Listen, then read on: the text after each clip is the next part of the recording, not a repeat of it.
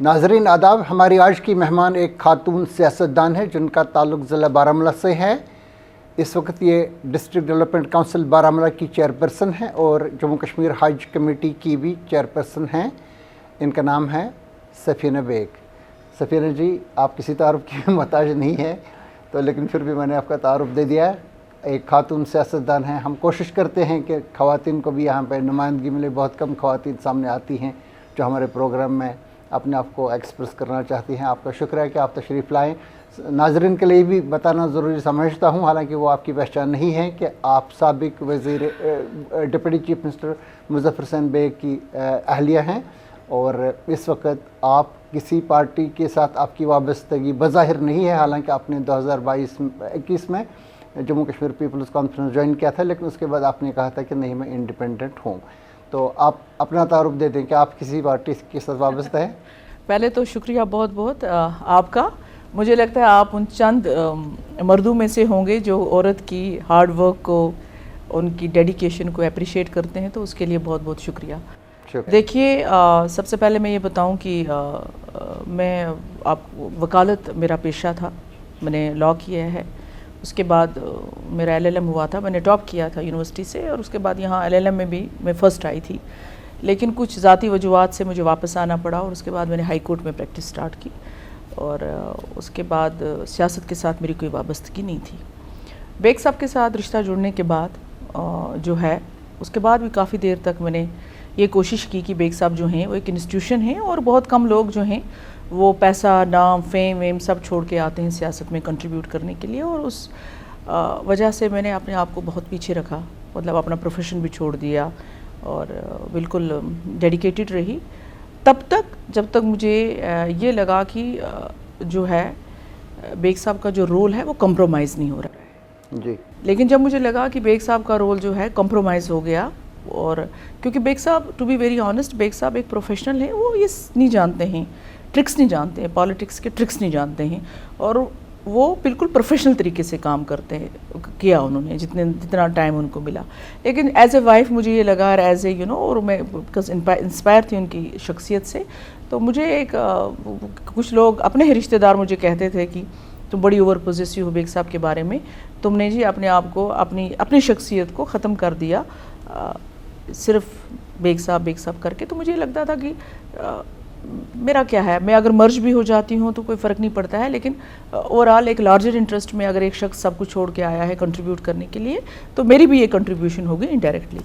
تو جہاں تک آپ نے جماعت کا پوچھا، بیکاز آپ کا سوال جماعت کا تھا، تو میں کسی جماعت سے وابستہ نہیں ہوں، نہ میری وابستگی تب تک کسی جماعت کے ساتھ رہ سکتی ہے یا رہی جب تک بیگ صاحب تھے۔ جہاں تک پیپلز کانفرنس کا تھا، سجاد صاحب is a brother, just like a brother, بہت عزت انہوں نے دی۔ اس جماعت میں جانے کا ایک ہفتہ بھی میں اس جماعت میں نہیں رہی، حالانکہ اس کے بعد میں مجھے نقصان بھی اٹھانا پڑا ڈیلیمیٹیشن میں تو میرا ایک بلاک کے 2 حصے کر دیے گئے۔ لیکن جب مجھے لگا کہ بیگ صاحب انٹرسٹڈ نہیں ہیں اور وہاں کوئی رول نہیں ہے، کچھ بن نہیں رہا ہے، تو میں نے جو ہے ان سے دوری اختیار کر لی۔ ایک بار یہ سجاد لون آپ کے گھر پہ آئے تھے تو ایک اعلان ہوا تھا کہ یہ پیپلز کانفرنس کے ساتھ بیگ صاحب مل گئے ہیں۔ بیگ صاحب کے بارے میں بھی اتنے سارے کنفیوژن ہیں کہ لوگوں کو سمجھ میں ہی نہیں آ رہا تھا۔ جب میں نے ان کا انٹرویو لیا تھا تو میں نے پوچھا بھی تھا، لیکن انہوں نے یہی بتایا کہ ہم کسی پارٹی کے ساتھ نہیں ہیں۔ جب یہ گئے تھے مفتی صاحب کے فاتحے کے لیے بھی، تو اس وقت بھی یہ بتایا گیا تھا کہ واپس آ گئے ہیں۔ تو آپ کے بارے میں بھی ابھی تک تقریباً تاثر یہی ہے کہ لوگوں کو سمجھ نہیں آ رہا ہے کہ آپ کیا کسی پارٹی کے ساتھ وابستہ ہے، کیونکہ آپ نے بظاہر مطلب کوئی کسی پارٹی سے نکلنے کا کوئی اعلان نہیں کیا تھا، نہ کسی میں داخلہ کا اعلان کیا تھا۔ آپ پیپلز ڈیموکریٹک پارٹی میں تھیں باضابطہ، ایک رکن وہاں۔ بالکل۔ جہاں تک آپ نے کہا کہ سجاد صاحب ہمارے یہاں آئے تھے، ویسے سجاد صاحب کے ساتھ بیگ صاحب کے صرف سیاسی تعلقات، بیکاز ان کے والد صاحب کے ساتھ جب پیپلز کانفرنس بنی تو اس دور میں ایک بیگ صاحب اور وہ ایک ساتھ تھے، اور ایک وہ رشتہ تھا۔ مجھے لگتا ہے کہ جب سجاد صاحب کو اتنا، ویسے ظاہر ہے بیٹا ہے تو بہت دکھ ہوا ہوگا، لیکن جب غنی لون صاحب شہید ہو گئے تو تب بیگ صاحب ایران میں تھے، اور جب بیگ صاحب نے وہاں سنا تو بیگ صاحب کو ایک دم نروس بریک ڈاؤن ہو گیا سن کے، مطلب اتنا تھا ان کے ساتھ کلوز تھے۔ مطلب اب ہو گئے ڈفرینس، سیاسی طور پہ ڈفرینسز ہو گئے، لیکن ایک رشتہ ایسا تھا، جذباتی رشتہ تھا۔ تو ان کا ہمارے گھر آنا، ہمارا ان کے گھر آنا، یہ ایک تو پرسنل ہے، لیکن جہاں تک پی سی میں جانے کا تھا، ویسا کچھ تب تک نہیں تھا، پری میچور تھا. ہاں انیشیل سٹیج پہ بات چیت کچھ چل رہی تھی جو کہ میچور نہ ہو پائی، تو اس وجہ سے وہ سیاسی رشتہ تو نہیں بن پا، لیکن ذاتی رشتہ جو ہے وہ تھا اور رہے گا بھی انشاءاللہ.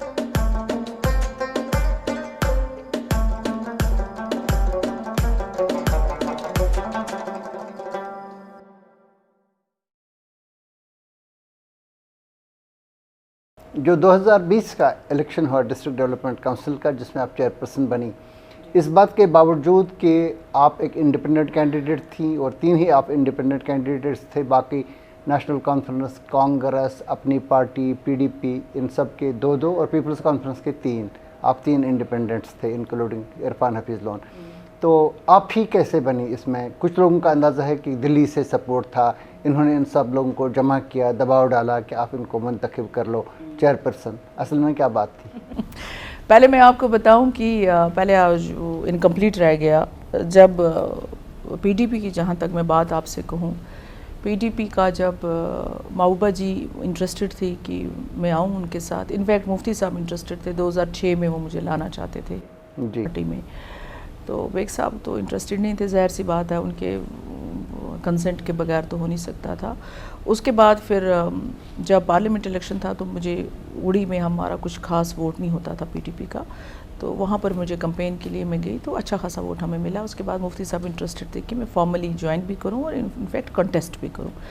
لیکن بیگ صاحب نے کہا یہ عجیب سا ہے کہ بیوی ایک جگہ سے، بھتیجا ایک جگہ سے اور میں ایم پی، یہ عجیب سا لگتا ہے. جس چیز کے خاندانی راج بنے گا، جس خلاف تھے ہم، جس کی وجہ پی ڈی پی بنی، جو نا وہی شبیہ بن جائے. ہاں، بیسک ڈکلیریشن بیگ صاحب نے پی ڈی پی کا لکھا، کانسٹیٹیوشن بیگ صاحب نے لکھا، رجسٹر بیگ صاحب کے ووٹوں سے ہوئی. تو جب یہ جماعت بنی تھی تو کچھ ہی لوگ تھے، 160 لوگ تھے ٹوٹل بیسک ممبرشپ تھی جب 1999 میں. تو اس وقت جو بنا اس کا بیسک ڈکلیریشن تھا تو اس میں یہ بھی تھا کہ ہم یہ سب چیزیں نہیں کریں گے.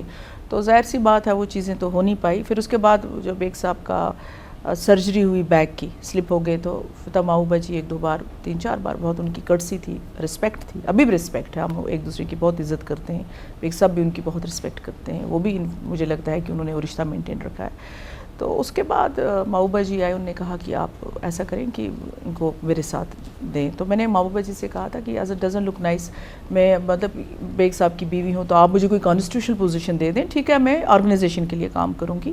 تو اس کے بعد پھر میں نے فارملی جو ہے پی ڈی پی میں ایز اسٹیٹ ویمنس ونگ کی پریزیڈنٹ بنی.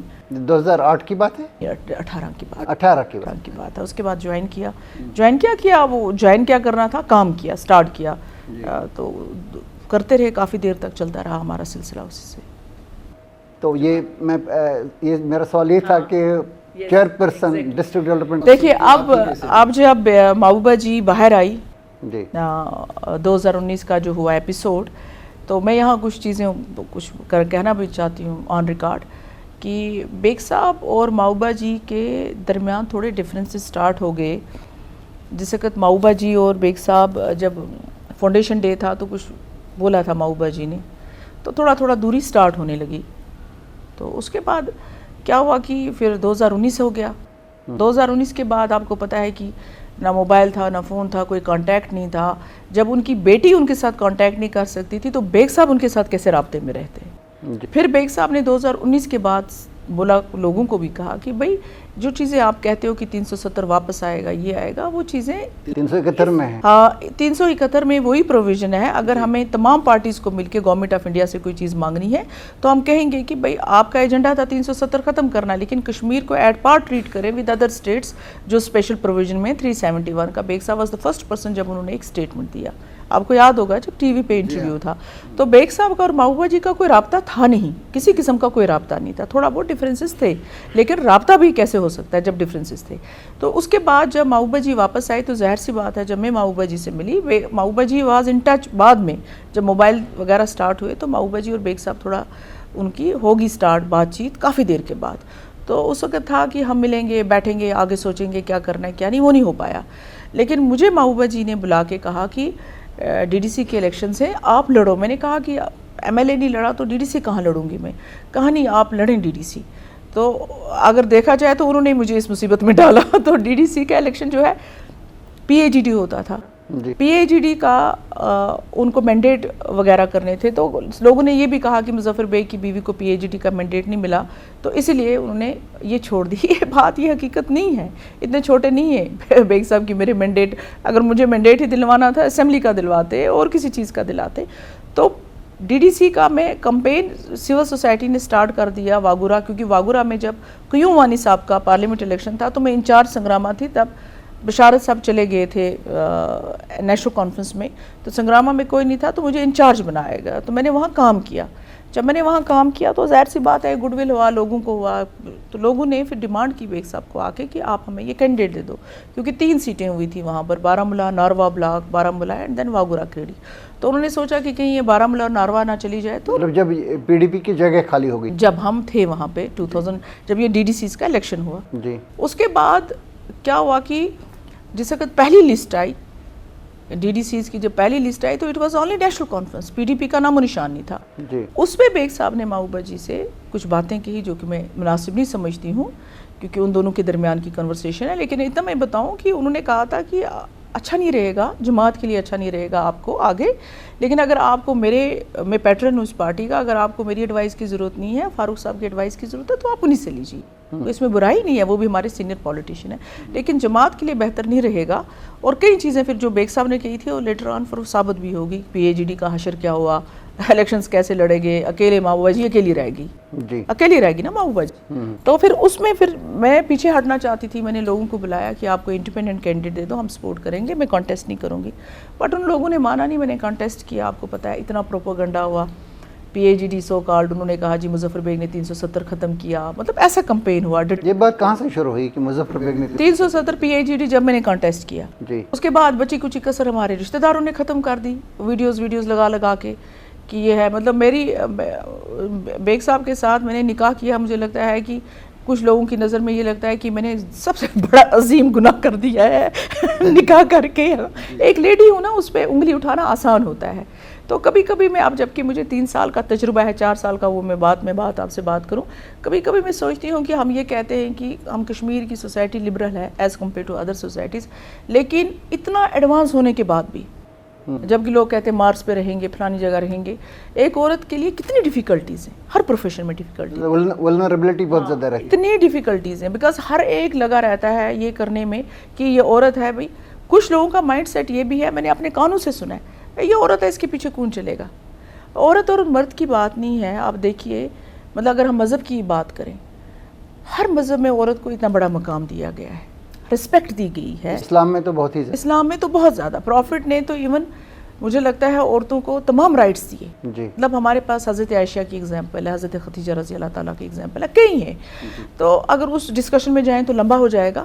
لیکن میں یہ کہنا چاہتی ہوں آپ کو کہ پالیٹکس میں کبھی کبھی کہتی ہوں کہ محبوبہ جی کا کمال تھا کہ انہوں نے کس طریقے وہ سروائیو کیا. ادروائز یہاں پر کتنا مشکل ہے ایک عورت کے لیے آگے جانا.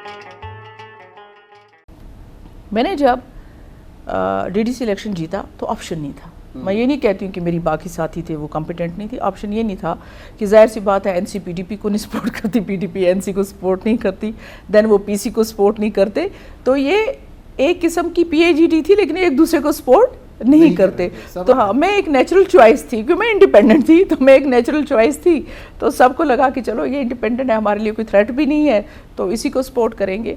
تو ظاہر سی بات ہے پھر مجھے سپورٹ کیا کچھ لوگوں نے. حالانکہ میں یہ نہیں بتانا چاہوں گی, اگر گورنمنٹ آف انڈیا کی یہ ایک پروپیگنڈا بعد میں چلا, کچھ لوگوں نے جا کے یہ بھی بولا کہ فلانے کو بناؤ, مظفر بے کی بیوی کو نہیں بنانا, اس کو نہیں بنائیں گے ہم. لیکن میں شکریہ ادا کرتی ہوں آج بھی, جیسے الطاف صاحب نے مجھے, غلام حسن میر صاحب نے, اپنے سجاد صاحب نے, ان لوگوں نے, اور پھر انجینئر رشید کے ہمارے, اس نے سب سے پہلے سپورٹ کیا, ایک ہی ممبر تھا, اس نے پہلے ہی دن پریس کانفرنس میں کہہ دیا کہ ہمیں جو ہے چیئرپرسن کے لیے یہ کینڈیڈیٹ رائٹ کینڈیڈیٹ ہے. تو باقی یہ سب کہانیاں ہوتی ہیں کہ جناب سب لوگوں نے اپنے اپنے طور پہ کیا, اپنے طور پہ کیا. میں نے ہر ایک کو انڈیویجول, ان کے پیچھے کوئی ہاتھ نہیں, میں نے ہر ایک کو خود بعد میں, پہلے نہیں, میں نے جب یہ ریزرو ہو گئی, کیونکہ یہ میں بتاؤں مجھے بہت عزت ہے اپنے تاج محی الدین صاحب کی, وہ کوشش خود کے لیے کر رہے تھے. پہلے وہ 12 سال کیبنٹ منسٹر رہے تھے, ان کو لڑنا بھی نہیں چاہیے تھا, لیکن اس کے بعد انہوں نے بہت پروپیگنڈا کیا, I'm sorry to say, لیکن انہوں نے پھر محبوبہ جی کے ذہن میں ڈالا یہ جی ریزرو ہو گئی کیونکہ سفینہ تھی اس لیے ریزرو ہو گئی. مجھے بتائیے, اپنی پارٹی کو کہتے ہیں کہ جی گورنمنٹ آف انڈیا کی پارٹی ہے, ٹھیک ہے نا, جی, تو مجھے تو آلریڈی دشمن بن گئے تھے کہ اس نے اپنی پارٹی میں بیگ صاحب کو نہیں آنے دیا. میرا تو ایک دلی میں یہی سیل کیا نا کہ یہ وہ عورت ہے جس نے مظفر بیگ کو, حالانکہ بیگ صاحب کا اپنا انڈیپینڈنٹ ڈیسیجن ہے, میرا اس پہ کوئی رول نہیں ہے. جی, اپنی پارٹی کے اپنے مناز صاحب, ان کا بیٹا جو تھا وہ شوپین سے ہے, عرفان, ہاں, اگر یہ قانون کے مطابق نہیں ہوتا کہ کس طریقے سے 1/3 1/4 جائے گا نا ایز پر ایکٹ, کون سی ریزرو ہوگی سیٹ, تو ظاہر سی بات ہے عرفان صاحب کے لیے وہ عورت کے لیے ریزرو نہیں ہوتی. عثمان صاحب اپنی پارٹی میں تھے تو وہ اپنی بیوی کے لیے ریزرو کروا لیتے. یہ بھائی ایک قانون اور ایز پر ایکٹ کے تحت ہوتا ہے کہ کون سی سیٹیں ریزرو ہوگی. اب کل اسمبلی کا الیکشن ہے, آپ کی کئی سیٹیں ریزرو ہونی ہیں, تو یہ چیزیں نہیں کر سکتا, کوئی بائی پاس نہیں کر سکتا ان چیزوں کو. تو اس کے بعد ایک نیچرل چوائس, جب یہ ریزرو ہوگی اس کے بعد پھر میں نے اویسلی ایک ممبر سے خود میں پرسنلی ملی. میں نے ان کو کہا کہ اگر آپ کو لگتا ہے کہ میں چلا پاؤں گی ڈسٹرکٹ کو تو آپ میری مدد کریں, اگر آپ کو لگتا ہے میں, اور آپ یقین کریں وہیں سے ممبرز آئے میرے پاس, انہوں نے پہلے تھا نہیں میرے ذہن میں. اچھا, میں نے کہا میں انڈیپینڈنٹ اکیلی ہوں, میں کہاں بنوں گی. پھر ممبرز آئے میرے پاس, خود انہوں نے کہا کہ آپ ہمارے لیے بہترین چوائس ہے, آپ آ جائیے, ہم آپ کو سپورٹ کریں گے. باقی یہ کہانیاں ہوتی ہیں, آپ ایک طرح کا جو ڈارک کہانیاں ہوتی ہیں جناب, آپ مجھے بتائیے. اور دوسرا یہ سب پھر جس کو جو مرضی آتی ہے پھر کہانیاں چلتی ہیں, کیا کر سکتے ہیں.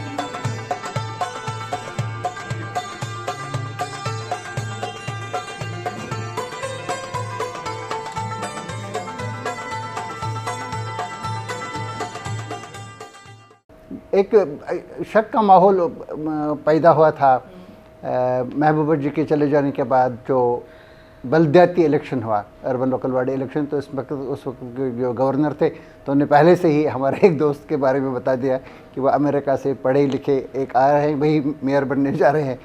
ہو سکتا ہے کہ اپنے طور پہ بنے ہوں گے, لیکن انہوں نے جو بات کی اس سے ایک شک کا ماحول پیدا ہوا. ایسا تاثر پیدا ہو گیا کہ جیسے مطلب دلی میں بیٹھ کر کے لوگوں کا فیصلہ ہے کہ ان کو ہی بنا رہے ہیں.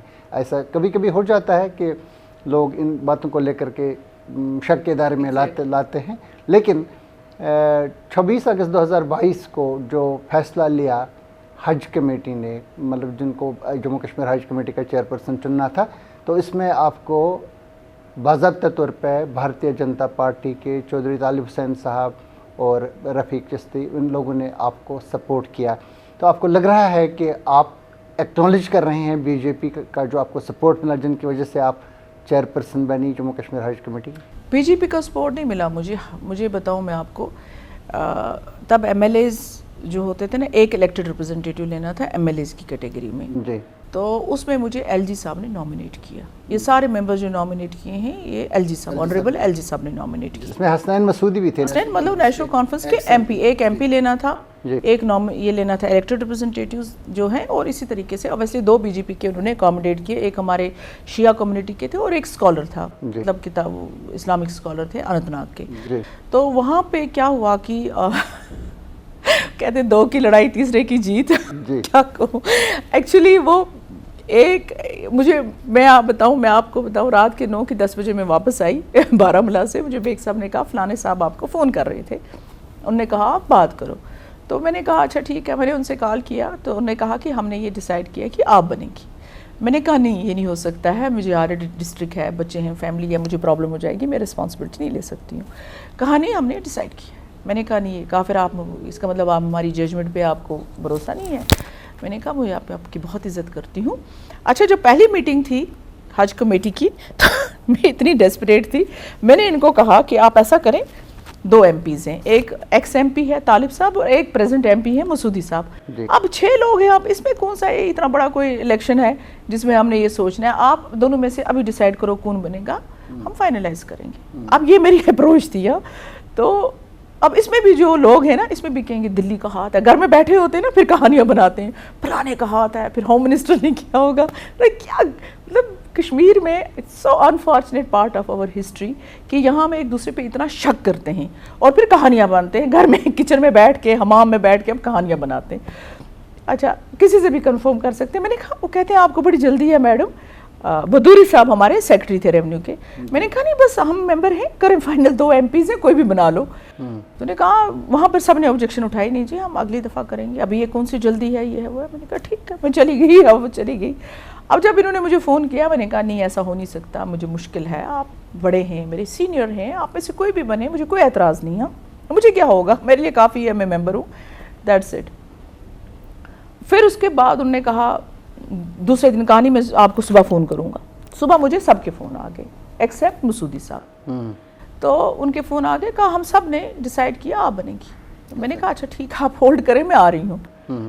اب میں وہاں بھی جا کے نو کرتی, مگر ایک ممبر نے کہا اچھا اب یہاں کیا عورتوں کا راج ہے کہ نام نہیں لوں گی. ایک ممبر نے کسی کو کہا اوقاف میں بھی عورت اور حج کمیٹی میں بھی عورت, اب کیا عورتوں کا راج ہے. تو اب میں ماں ہوں 2 بیٹیوں کی. سو مجھے ایسا لگا کہ یہ ایک اتنا انسلٹنگ ریمارک ہے تمام عورتوں کے لیے. اگر آج میں سٹینڈ نہیں لوں گی, جو ہوگا ہار ہوگی جیت ہوگی. آج میں جب وہاں پہنچی, میں وہاں بیٹھی تو ووٹنگ ہوئی. اویسلی نام میرا طالب صاحب نے دیا اور باقی سب نے ڈن کیا, ایون مسعودی صاحب نے بھی ہاں کیا, ایکسیپٹ کوئی تھے انہوں نے نہیں کیا. انہوں نے کہا جی یہ. تو میں نے ان کو کہا, میں نے کہا افسوس کی بات ہے کہ یہ ایک ریلیجس انسٹیٹیوشن ہے, اس میں کوئی میں لاکھوں روپے تنخواہ لینے نہیں آئے ہم میں سے کوئی. ہم نے ایک سنگل پینی, ہمارا کوئی بجٹری پروویژن نہیں ہے حج کمیٹی کا, کوئی بجٹری پروویژن نہیں ہے, کوئی تنخواہ نہیں ہے. ہم تنخواہ نہیں لینے آئے, ہم کنٹریبیوٹ کرنے آئے, اور ہمارا ایک لمیٹڈ جوریزیشن ہے, لمیٹڈ رول ہے. اس لمیٹڈ رول میں ہم نے اپنی ایک ریلیجس آبلیگیشن سمجھ کے اس کو نبھانا ہے. لیکن مجھے دکھ اس بات کا ہے کہ جس مذہب نے عورتوں کو پہچان دی, ہر مذہب نے دی, لیکن جو پروفٹس ہمارے تھے حضرت محمد صلی اللہ علیہ وسلم, انہوں نے جو عورتوں کو ایک مقام دیا, آپ یہ کہتے ہیں کہ حج کمیٹی کی میں ہے. مجھے بہت افسوس ہے آپ کی سوچ پہ. تو پھر میں نے اس کا کیا, اور اللہ کا شکر ہے جو انیشیٹیوز ہم نے لیے. وہاں ڈومیسٹک فلائٹ آیا کرتی تھی, میں نے بہت زیادہ کیا, اور ایل جی صاحب کا شکریہ, انہوں نے بھی بہت مدد کی. میں ہر منسٹری میں گئی اور ہم نے وہاں انٹرنیشنل فلائٹ کیا. اتنے ہی پاورز تھے میرے. اس کے بعد ریسورسز, کیونکہ بجٹری پروویژن کچھ نہیں تھا, اس کے بعد جو ریسورسز وہاں پر ریونیو کس طریقے سے کرنا ہے جنریٹ, اس پہ ہم نے کام کیا, کیونکہ انفراسٹرکچر بہت بڑا ہے. بیگ صاحب فائنانس منسٹر تھے, یہ اپنے آزاد صاحب چیف منسٹر تھے, تب بن گیا. اس کے بعد جموں میں ہم نے زمین آئیڈینٹیفائی کی, میں نے حج ہاؤس کے لیے. ابھی میں نے چیف منسٹر صاحب کو بھی کہا, میں نے کہا وہ کروا دیجئے, ہم نے آئیڈینٹیفائی کیا ہے یہاں پہ, کیا کہ یہاں کے حاجیوں کو دقت نہ ہو وہاں کے لیے. اور جو لمیٹڈ ہمارے پاورز تھے, ہم نے کوشش کی کہ اس کے مطابق ہم کام کریں.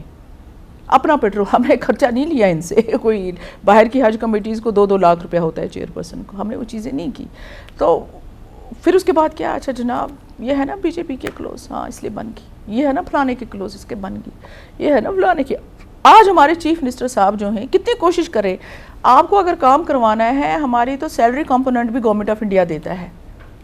آپ کے عمر صاحب جو ہیں بڑا ڈیسنٹ آدمی ہے، آج وہ کتنی کوشش کر رہے ہیں کہ گورنمنٹ آف انڈیا ان کو سپورٹ کرے. کیسے چلے گی ہماری یو ٹی یا اسٹیٹ ہمارا کیسے چلے گا؟ ہمارے سے اپنا کیا ہے ہمارا یہاں پہ، کون سی انڈسٹری ہماری یہاں پہ ہے؟ جی تو آپ کو ضرورت ہے گورنمنٹ آف انڈیا کے سپورٹ کی، تب جا کے آپ کا یہ رن اسٹیٹ جو ہے یہ چلے گی. تب جا کے آپ نے جو وعدے کیے ہیں، تھوڑا ڈائیورٹ ہوگی میں، جو وعدے آپ نے الیکشن میں کیے ہیں 1 لاکھ نوکریاں، 200 یونٹ فری، پہلے وہ پاسبل ہی نہیں ہے. لیکن جو وعدے آپ نے کیے ہیں 370 کو چھوڑ دیجئے، وہ تو آپ نہیں کر پائیں گے. لیکن جو آپ نے باقی کہا اتنے گیس کرنے ہیں، اتنے 200 یونٹ فری دینے ہیں، جیلوں میں سے لوگوں کو نکلوانا ہے، وہ ایک الگ دور تھا جب مفتی صاحب اور بیگ صاحب تھے. اس وقت انہوں نے جو کیا، آپ نے پی ایس اے کا وعدہ کیا، پی ایس اے جو ہٹانا ہے، یہ کرنا ہے، یہ کیسے ہوگا without support of government of India?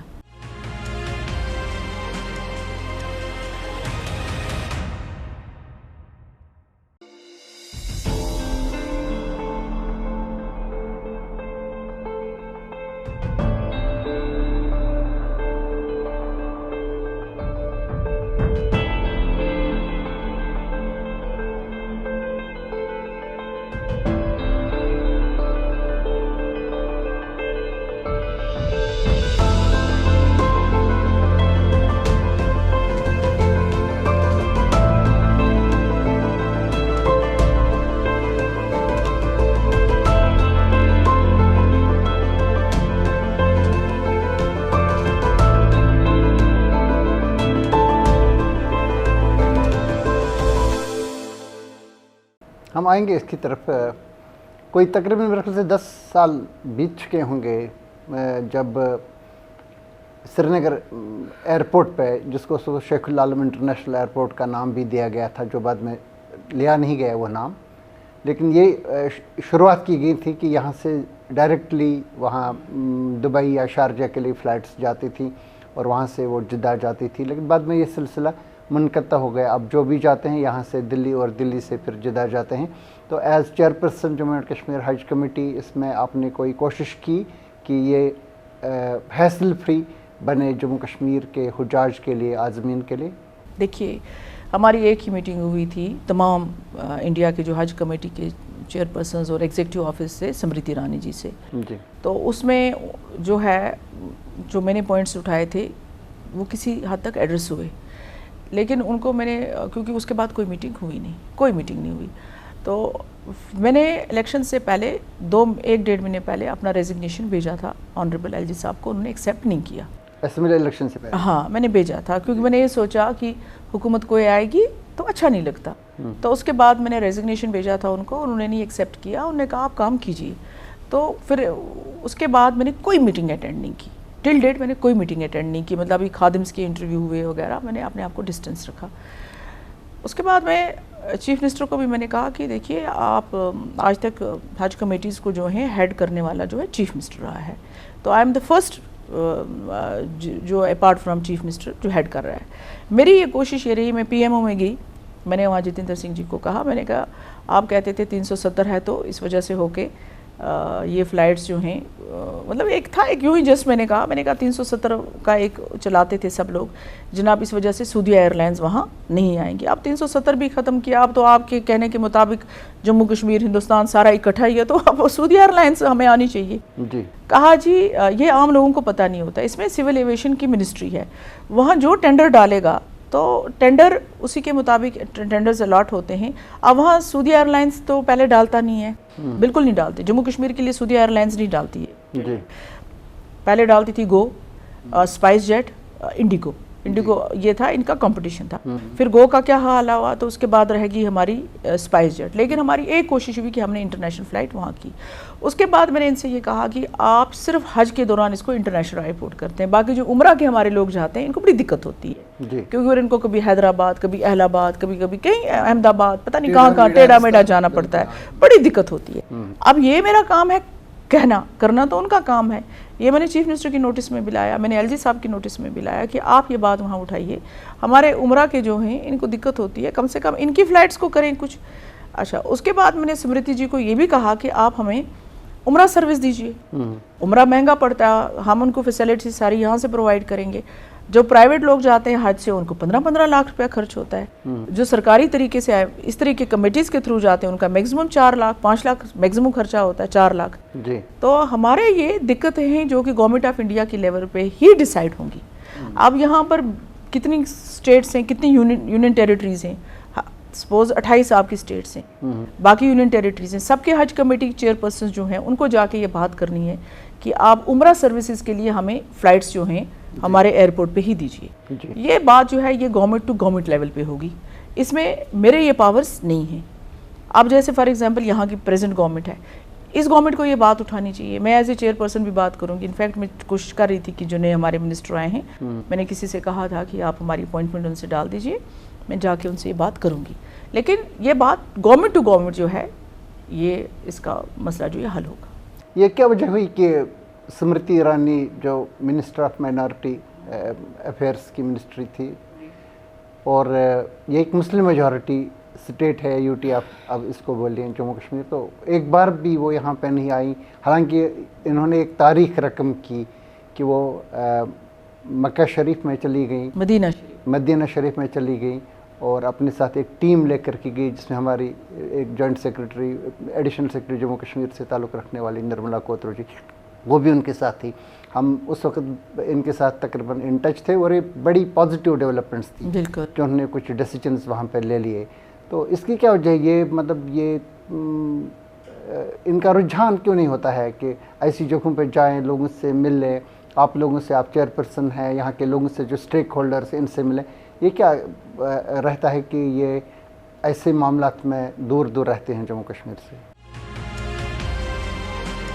तो ऑल ओवर इंडिया इस बारे जो हुआ, हालांकि कुछ अच्छे इनिशिएटिव्स पॉलिसी में लिए गए, जैसे औरतों को विदाउट महरम जो था जी। मैं जब खुद हज के लिए गई, मैं और बेग साहब, आप यकीन करें वहाँ औरतें रोने लगी। मैं उनको विज़िट किया, हालांकि वहाँ हमारा कोई रोल ही नहीं होता। मैंने वहाँ विज़िट किया, इसमें मैं एक जोक भी आपको सुनाऊंगी। मैंने वहाँ विज़िट किया, मैं उन औरतों के पास गई तो वो रोने लगी, मुझसे गले मिली कि आपके इंटरव्यू देख देख के हमने फॉर्म भरे। कहा, किसी ने कहा मैं बेवा हूँ, किसी ने कहा मैं कुछ हूँ, हमें कौन लाता, हमें कौन लेके आता यहाँ पे। तो हम आ गए, क्योंकि अगर ये पॉलिसी नहीं बनती तो ऐसी औरतों को कौन लाता। तो ये सच है, हकीकत है, हमें एडमिट करना चाहिए इसको। तो ये एक अच्छी चीज़ थी कि एक एज, फलानी एज के ऊपर जो है औरत जो है विदाउट महरम भी जा सकती है और तमाम उसको फैसिलिटीज़ प्रोवाइड करेंगे वहाँ पर। यहाँ पर थोड़ी सी गलती हो जाती है। मैंने उनसे ये कहा, मैंने ये भी कहा था उनको, स्मृति जी को, वहाँ प्रेजेंटेशन सबकी थी, अब कोई मेरा अलग से मुलाकात नहीं थी। मैंने उनसे कहा था कि जो सिलेक्शन ऑफ बिल्डिंग होती है वो प्रॉपर नहीं है, और जो हम सबसे ज़्यादा खादिम बेचते हैं जम्मू कश्मीर के, सबसे ज़्यादा खादिम हमारे, हालांकि यूपी में सबसे ज़्यादा मुस्लिम जाते हैं, लेकिन हमारे जितने हम खादिम हुजाज बेचते हैं उतने वो नहीं बेचते। लेकिन वहाँ क्या करता है, वहाँ CGI consulate general of India and जैसे हमारे खादिम वहाँ जाते हैं, वहाँ एक बिल्डिंग में फॉर एग्जांपल 3 स्टेट्स के लोग हैं, तो वो कहते हैं जी आपकी ड्यूटी फलानी बिल्डिंग में है, तो वो कश्मीरी स्पेसिफिक, जम्मू कश्मीर स्पेसिफिक नहीं रहता है, वहाँ पर वो फिर लग जाती है बिल्डिंग वाइज ड्यूटी। तो हो गया, उसके बाद उनका भी लिमिटेड रोल है, क्योंकि वहाँ कोऑर्डिनेशन जो करेंगे सूदिया हुकूमत के साथ वो करते हैं हमारे कौंसलेट जो हैं वो करते हैं। हमारा रोल रह जाता है मॉनिटरिंग का, हम यहाँ से मॉनिटर करते हैं, किसी हाजी को प्रॉब्लम आई यहाँ से उसको इन्फॉर्म करना, उसकी फैमिली को इन्फॉर्म करना, मॉनिटरिंग रहता है। हमारे वो पावर्स नहीं होते कि हम उनसे कहें कि भाई आप ऐसे कर लो, ऐसे कर लो। उन्होंने अगर बिल्डिंग सिलेक्शन ऑफ बिल्डिंग जो किया है उसमें आप इन्होंने एक चीज़ और किया बड़ी उस टाइम, हालांकि पहले कमेटी के लोग जाया करते थे, हज कमेटीज़ के लोग जाते थे, तो एक अकाउंटेबिलिटी रहती थी ऑफिसर्स पे। अब इन्होंने क्या किया कि ऑफिसर्स लोग को भेजना शुरू किया है। मैं ये नहीं कहती हूँ सारे ऑफिसर्स ऐसे ही हैं, लेकिन वहाँ जो बिल्डिंग्स का हाल है, कई बिल्डिंग्स खस्ता हालत में थी। अब वहाँ यही नहीं था कश्मीरी हाजी, वहाँ यूपी का हाजी भी है, गुजरात का भी हाजी है। उस बिल्डिंग में अगर लिफ्ट की प्रॉब्लम है तो सारे हाजियों को है, वहाँ अगर पानी की प्रॉब्लम है तो सब हाजियों को है। जो असली प्रॉब्लम आती है वो वहाँ पर सिलेक्शन ऑफ बिल्डिंग का होता है जी। बाकी जो रूट वहाँ होता है, किस रूट से जाना है, क्या करना है, वो सूदिया हुकूमत ने करना है, उसमें हमारा रोल नहीं है। मेरा रोल जो है एज हज कमेटी, कोई भी चेयरपर्सन जो आए कश्मीर में, ये रोल है कि उनको मैं बेस्ट फैसिलिटीज़ दूँ हज कमेटी के अंदर, हज हाउस के अंदर। मतलब हमारे हाजी को कोई तकलीफ यहाँ नहीं होती है, एक बोर्डिंग कार्ड हाथ में होता है, बाकी हर चीज़ हम ख्याल रखते हैं। जैसे ये वहाँ जाते हैं मक्का या मदीना, वहाँ पर उनका रोल आ जाता है। खादिम का रोल होता है कोऑर्डिनेशन करने के लिए, किसी का सामान गुम गया इन्फॉर्म करना, ये दिखाना। एक किस्म का गाइड होता है, गाइड होता है। मैं आपको बताऊं, मैं मीना में गई, बेग साहब को बैक की प्रॉब्लम थी, मैं व्हील चेयर लेने गई। मैं चेयर पर्सन थी, सब चेयर पर्सन ने खादिम अपने साथ रखे, अल्लाह गवाह है अगर मैंने किसी का माना, आप कंफर्म भी कर सकते हैं।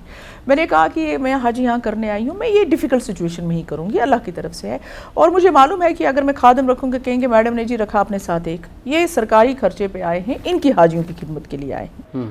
मैं गई वहाँ, मुझे अपने कश्मीरी मिल गए रास्ते में, अस्सलाम वालेकुम मैडम, ये वो लड़ रहा। मैंने कहा ठीक ठाक, मुबारक आपको, ये है मैडम, बड़ा असल इंतज़ाम, हाँ बड़ा अच्छा इंतज़ाम आपने हज हाउस कश्मीर में किया, शुक्रिया आपका। ज़रा एक बात करो। मैंने कहा जनाब क्या? कहा जो ये मुश्किल रास्ते हैं, अब आप हज़रत इब्राहीम ने पहले कहा था हज कहाँ किन किन रास्तों से करना है, प्रॉफिट ने सेट किया प्रोसीजर कि आपको अरफात जाना है, अरफात से मुज़दलिफ़ा जाना है, फिर किस तरीके से किन रास्तों से आना है। उसके बाद सूदिया हुकूमत ने करना है कि किन रास्तों से आपको गुजर के आना है ना। अब मुझे कहते हैं आप ऐसा करो, इन रास्तों को छोटा कर दो, ये बड़ा मुश्किल होता है चलना। अच्छा तो मैंने ये सोचा मैं हंसूं कि रोऊं कि मुझे, मैंने कहा हाजी साहब आप हज करने आए हैं, ये सब दुनिया के तमाम मुसलमान जो हैं वो इन्हीं रास्तों से उनको गुजरना है, और ये मेरी ताकत नहीं है बदलने की। तो फिर उनको लगा, मैंने कहा आपको ये सी बातें दुख होता है क्यों। वापस में आई, मैंने अपने ऑफिसर्स को कहा कि ट्रेनिंग ठीक नहीं है। ट्रेनिंग ये मैंने माइनॉरिटी के जो हमारे सेक्रेटरी थे बख्शी साहब, उनको भी मैंने ब्रीफ किया 1 घंटा। मैंने कहा आप किन किन चीज़ों को मैंने प्रैक्टिकली देखा है, इनको प्रॉपर ट्रेनिंग, डिजिटल ट्रेनिंग दीजिए, इनको पूरा दिखाइए उस पर कि ये यहाँ से आपने जाना है, फिर इतना चलना है, इनको मेंटली प्रिपेयर कीजिए, और ताकि हाजी जब वहाँ जाए इनको पूरा पता होना चाहिए कि अब आप मुझे बताइए मीना में कोई एंट्री नहीं है, कई किलोमीटर में और बेग साहब भी पैदल चले, हर एक को वहाँ पैदल चलना है, टैक्सी फलानी जगह से मिलेगी, और ट्रेन जो है धक्के सबको लगेंगे, ट्रेन में जो चढ़ेगा, स्पेशल ट्रेन्स नहीं होती हैं, हर एक को दुनिया के तमाम मुसलमानों को इन्हीं रास्तों से जाना है, इन्हीं ट्रेन्स में चढ़ना है, इन्हीं बसेस में जाना है, तो हम कौन सा अलग हमारे लिए हो। लेकिन ये भी देखा गया है कि कई आज़मीन ऐसे होते हैं जो एक ही फैमिली से ताल्लुक़ रखते हैं, लेकिन कभी कभी इनकी डिस्ट्रीब्यूशन इधर उधर कर लेते हैं, किसी को एक जगह पे रखते हैं, किसी को दूसरे। मैंने ज़ाती तौर पे भी कम से कम एक केस आपकी नज़र में लाया था जिसमें आपने मुदाखलत भी कर ली और उसको दुरुस्त भी करवा लिया।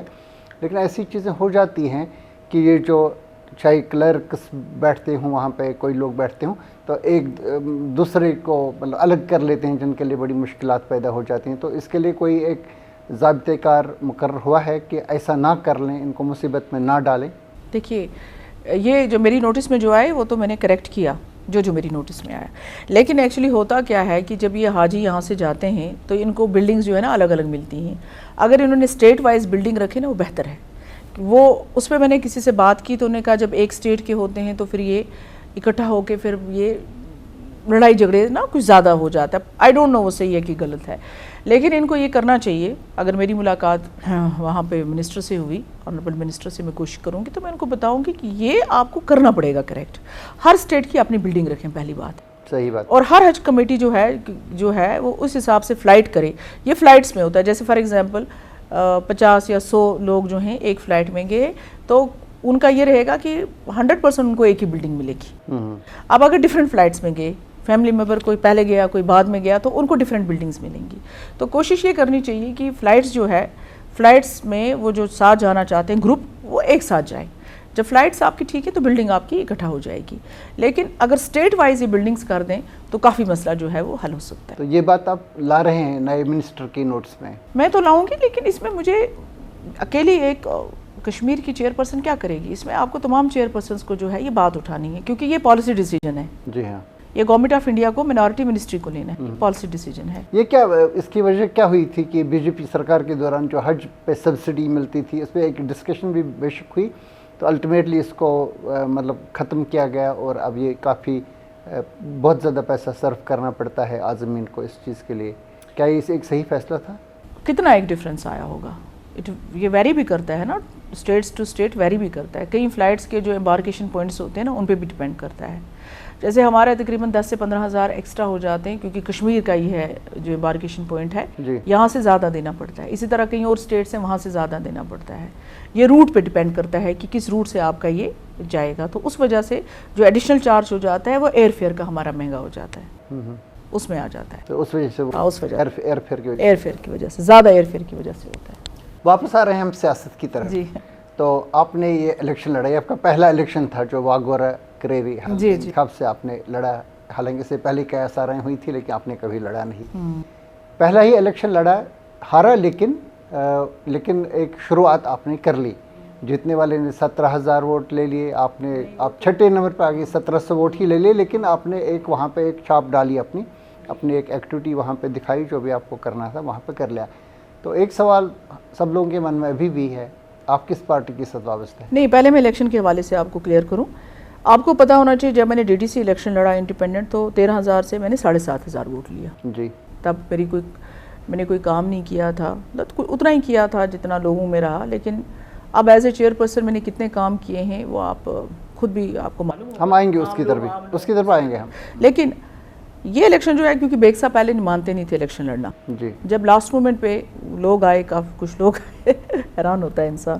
تو جب بیگ صاحب مانے اور تقریباً ہمارے پاس 16-17 دن تھے الیکشن لڑنے کے لیے، اس کے بعد میرے جو ورکرز تھے انہیں کہا ہم مانیں گے نہیں، آپ کا فارغ. آخری وقت تک انتظار کرتے رہے بیگ صاحب. میں نے ان کا انٹرویو بھی لے لیا تو انڈیسائیڈڈ تھے، کلیئر نہیں تھا کہ لڑنا ہے نہیں لڑنا ہے، اگر لڑنا ہے تو کس پارٹی کی طرف سے لڑنا ہے. یہ ایک میں مانتی ہوں کہ یہ غلط فیصلہ ہو گیا، کیونکہ ہمیں گراؤنڈ سچویشن کا اتنا معلوم نہیں تھا. تو اس میں یہ ڈبل نقصان یہ ہوا کہ جب 16-17 دن بچے، کوئی پارٹی نہیں کچھ نہیں، میں اکیلی تھی اور اتنے سارے فورسز تھے. تو اس کے بعد مجھے بیگ صاحب کا کمپین کرنا پڑا. تو اپنا تو میں گئی ہی نہیں، اپنے ٹو سے واگورہ کریڈی تو میں بالکل ہی نہیں گئی. میں نے وہ کنٹیسٹ ہی نہیں کیا الیکشن، سمجھے. وہ سمپلی فارم بھرا اور اس کے بعد میں بارہمولہ کا جو ہے اسمبلی سیگمنٹ، اس میں میرا فوکس تھا. آپ بارہمولہ کانسٹیچوئنسی جو ہے یہ سب سے بڑی کانسٹیچوئنسی ڈیلیمیٹیشن کے بعد بنی ہے. مطلب اس میں رفیع آباد کا 16-17 ہزار ووٹ آیا، جہاں ایک گاؤں بھی مجھے معلوم نہیں تھا. جی. یہ ہے نا، کیونکہ ہمارا ڈی ڈی سی الگ تھا، مجھے اچھا نہیں لگتا تھا کہ میں جا کے اس کی جورسڈکشن میں انٹروین کروں. جی. تو اس کے بعد جب یہ 16-17 دن بچے تو یہ پورا میں بیگ صاحب کا کمپین کرتی رہی، اور میں نے اعلان بھی کیا کہ میں نے وہ کانسٹیچوئنسی قربان کر دی، چھوڑ دیا. 3 سال وہاں کام کیا. وہ آپ اس کو مائنس کیجئے، وہ تو میں کہتی ہوں کہ میں نے وہ کنٹیسٹ ہی نہیں کیا، صرف فارم بھرا. اور فارم میں نے صرف اپنے ورکرز کے لیے بھرا، کیونکہ وہ بالکل ہو گئے تھے، ڈپریس ہو گئے تھے جو ساتھی تھے. میں نے کہا چلو ادھر ہی لگے رہیں گے. ایک دن بھی نہیں گئی میں وہاں ہارڈلی. عرفان صاحب کو ٹرانسفر ہو گیا نیشنل کانفرنس کا، وہ ٹھیک ٹھاک. عرفان صاحب کو جو ہمارا اپر بیلٹ کا، وہ جو اوبیسلی اینٹی بشارت ووٹ میں نے لیا تھا نا، کہ بھائی جیسے بشارت صاحب، کریری بیلٹ، ہاں وہ ووٹ گیا، کریری پراپر کا ووٹ گیا، اینڈ پلس ان کا اپنے لور بیلٹ کا ووٹ ہوا. دوسرا میں آپ کو بتاؤں تو اس لیے وہ چیز مائنس کر دیجئے، میں اس کو مانتی نہیں اس الیکشن کو. ہاں، بارہمولہ کے حوالے سے میں آپ سے بات کرنا چاہوں گی. اوورآل جموں کشمیر، اسپیشلی کشمیر کے اور مسلم ڈومینیٹڈ جو مسلم کانسٹیچوئنسیز ہیں، چاہے پیر پنجال ہو یا کشمیر ہو، اس حوالے سے میں نے کیا ایز پولیٹیکل ایکٹیوسٹ میں نے کیا آبزرو. یہ وجہ یہ ہوئی، 2-3 چیزیں ہوئی. پہلے یہ چیز ہوئی، مجھے ایک ساتھی نے کہا کہ آپ الیکشن ایسے لڑنے گئے کہ کوئی 7 دن کرے گا آئی ایس کی تیاری، کہے گا میں جا رہا ہوں آئی ایس کے ایگزام دینے. آپ نے 15 دن آپ گئے بارہمولہ اور کہا ہم الیکشن لڑیں گے، جبکہ پروپاگنڈا ایکسٹریم پہ تھا اور سب سے زیادہ بیگ صاحب کے خلاف پروپاگنڈا تھا. وہ کیا کہتے ہیں، ہر ایک نے کیا، چاہے اپنے ہو یا غیر ہوں. دیکھیے، ایک پروپاگنڈا یہ چلا کہ مائنس NC نیشنل کانفرنس جو ہیں جتنے لوگ ہیں یہ پراکسی ہیں. پہلی بات یہ چلی. پراکسی کا مطلب کیا ہے؟ پراکسی مینس بی جے پی کی پراکسی ہیں. اچھا. اب میرا ایک سوال ہے یہاں، چلو فار ایگزامپل میں بارہمولہ نیشنل کانفرنس کے بغیر سبھی پراکسی ہیں. ہاں، مطلب وہ ایک دودھ کے دلہے ہیں، باقی سارے جو ہیں یہ کیا آپ کہوں، کیا کون سا لفظ استعمال کروں. میں آپ کو بتاؤں، میں نے ایک ساتھی کو کہا، میں نے کہا مجھے آپ شک ہونے لگا ہے. کہا کیا؟ میں نے کہا فار ایگزامپل بارہمولہ کی ایگزامپل لیتے، توصیف رہنا اچھا لڑکا ہے، سٹارٹ کیا، وہ بھی بی جے پی اور ایجنسیوں کا آدمی. شعیب انجینئر شید کا آدمی، اویسلی ایجنسیوں کا اور بی جے پی کا آدمی. مظفر بیگ بھی آپ ایجنسیوں کا آدمی. یہ سارا 26 لوگ جو اٹھے ہیں، 25 لوگ جو اٹھے ہیں، یہ سب ایجنسیوں کے آدمی ہیں. اور یہ سر آپس میں لڑ رہے ہیں تاکہ نیشنل کانفرنس جیت جائے. یہ ہر کانسٹیچوئنسی میں ہوا. کیا بی جے پی کو یا ایجنسیوں کو اتنا عقل اور دماغ نہیں ہے کہ ہم ان سب کو کنسالیڈیٹ کریں اور ان کا ووٹ اکٹھا کریں کیونکہ ہم کو نیشنل کانفرنس کو ہرانا ہے؟ آپ نے ہر جگہ اتنے کینڈیڈیٹس ایسے اٹھائے جن کو آپ نے کہا یہ سب کے سب بی جے پی ہیں، یہ سب کے سب جو ہیں یہ ایجنسیوں کے ہیں اور ان کو ووٹ نہیں ڈالنا ہے ایکسیپٹ نیشنل کانفرنس. ٹھیک ہے، ایک ماحول بن گیا، اندر سے یہ ماحول بنتا رہا، پکتا رہا. اور اگر شیخ صاحب نیشنل کانفرنس میں نہ ہوتے، اس الیکشن میں شیخ صاحب اگر نیشنل کانفرنس میں نہ ہوتے اور شیخ صاحب ایز اے شخصیت الیکشن لڑتے انڈیپینڈنٹ اس ماحول میں تو ان کی بھی ضمانت ضبط ہو جاتی، کیونکہ ایک آلریڈی ماحول بن چکا تھا کہ ان لوگوں کو مینڈیٹ نہیں دیجیے گا چاہے کوئی بھی کیوں نہ ہو، کیونکہ اگر یہ آ گئے تو بی جے پی آ جائے گی، جناب اگر بی جے پی آ جائے گی تو ظلم، مسجدیں ٹوٹ جائیں گی، توبہ نعوذ باللہ شہید ہو جائیں گی، زیارتوں کو یہ ہوگا، ہماری عورتوں کے ساتھ یہ ہوگا، ہماری زمینوں کو یہ ہوگا، پتہ نہیں یہ ہوگا، اور 370 ختم کرنے والا مظفر بیگ ہے، یہ تو مین آرکیٹیکٹ ہے، یہ تک کہا گیا ہمیں ووٹ مت ڈالو مگر مظفر بیگ کو ووٹ نہیں ڈالنا۔ اور پھر مجھے میرے بارے میں کیا کیا، مجھے تو فرصت ہی نہیں تھی کہ میں سوشل میڈیا دیکھتی، میں تو لگی ہوئی تھی الگ، کیونکہ بیگ صاحب نے لاسٹ مومنٹ پہ ڈیسائیڈ کیا۔ اب میں بہت ہی اپرچونٹسٹ ہوں، میں تو بڑی یہ ہوں، کیا بولتے ہیں اس کو، اوور ایمبیشس ہوں کہ میں اپنی تمام 3 سال 4 سال کی محنت کو ایک سائڈ میں رکھوں گی، کیونکہ میں نے مظفر بیگ صاحب کو جتوانا ہے، اس لیے میں اوور ایمبیشس ہوں۔ میرا انٹرسٹ ٹوٹل بیگ صاحب کے حوالے سے 2 چیزوں پہ رہا، ایک ایز اے وائف، ظاہر سی بات ہے، تو ان کا جب ان کا ہو تو میں نہیں ہے، دوسرا مجھے یہ تھا کہ بیگ صاحب اگر اسمبلی میں ہوں گے تو بیگ صاحب کا ایک گڈ ول ہے، چاہے ڈاکٹر منموہن سنگھ تھے، چاہے واجپئی تھے، چاہے مودی، پرائم منسٹر مودی ہیں، دے ریسپیکٹ بیگ صاحب، ان کا ایک گڈ ول ہے گورنمنٹ آف انڈیا میں، کوئی بھی حکومت کیوں نہ آئے تو جموں کشمیر کے لیے اچھا ہوگا، بہتر ہوگا۔ اب ایم ایل اے میں بھی بن جاؤں گی، ایم ایل اے صاحب اب خالی ترا میں بھی لگا لوں، میں بھی ایم ایل اے بن جاؤں، جہاں مظفر بیگ ہوگا وہاں ہم جیسے ایم ایل ایز کی کیا اوقات ہوگی، I'm sorry to say M L A is an institution, لیکن ایک سٹیچر ہوتا ہے، ایک سٹیچر ہوتا ہے جس سٹیچر کی وجہ سے بڑی چیزیں آسان ہو جاتی ہیں، تو جموں کشمیر کے لوگوں کا فائدہ اور پہنچے گا اس سے، اور ظاہر سی بات ہے چلو اگر میں الیکشن نہ بھی لڑوں، ہار بھی جاؤں، مجھے کوئی فرق نہیں پڑتا ہے، مجھے اگر لڑنا ہوتا ہے الیکشن تو میں 2019-18 جب پی ڈی پی کا 14-15 تب لڑ لیتی، مجھے کون روکتا، مجھے الیکشن لڑنا ہوتا تو میں پتہ نہیں کب، اتنا بھی نہیں کر سکتے، لیکن اپنا میں نے اس لیے مائنس کیا اور میرے لیے کوئی چیز میٹر نہیں کرتی، میرے لیے یہ تھا کہ ایک بڑے مقصد کے لیے میں سوچ رہی تھی کہ بیگ صاحب کے آنے سے جموں کشمیر میں اس قسم کے لوگ جب اسمبلی میں ہوں گے تو جموں کشمیر کے لوگوں کو اس کا ایک فائدہ پہنچے گا، جو ایک ریئلسٹک پالیٹکس کریں گے without compromising aspiration of people of Jammu and Kashmir.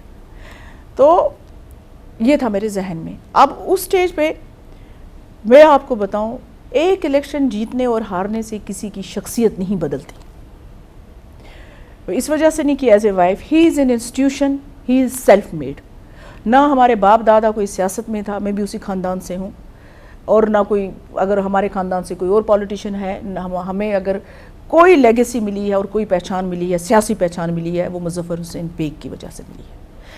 اگر بیگ صاحب کے ایک دوست لنڈن میں ہیں، انہوں نے مجھے فون کہا کہ ڈونٹ بی ڈپریس، میں نے کہا کیوں، میں نے کہا میں نے ایک رسک لے لیا اور مجھے دکھ ہے اس چیز کا، کہا کہ چرچل ایک معمولی انسان سے الیکشن ہار گیا، سر اس کا نام بتانا، میں نے کہا ڈھونڈنا پڑے گا گوگل پہ، کہا یہ کیا نام ہے، حضرت اقبال بھی ایک کرمنل سے ہار گیا، وارڈ کا الیکشن، ہاں تو جب تک ہسٹری ہے ان لوگوں کا نام رہے گا، Muzaffar Baig is a brand, he is self made, اس کو کوئی نہیں، اسے ایک سٹرگل کر کے، جب بیگ صاحب نے الیکشن لڑا 80s میں، گنی لون صاحب کو 35,000 ووٹ آئے، آپ چیک کر سکتے ہیں، ہو سکتا ہے میری فگرز ادھر ہو، ایز انڈیپینڈنٹ لڑے پہلا الیکشن، انہوں نے 80,000 ووٹ لیا، نیشنل کانفرنس چند ہزار ووٹوں سے جیتی، 80 والا سفینہ بیگ کی وجہ سے مظفر بیگ نہیں ہے، کسی اور کی وجہ سے مظفر بیگ نہیں ہے۔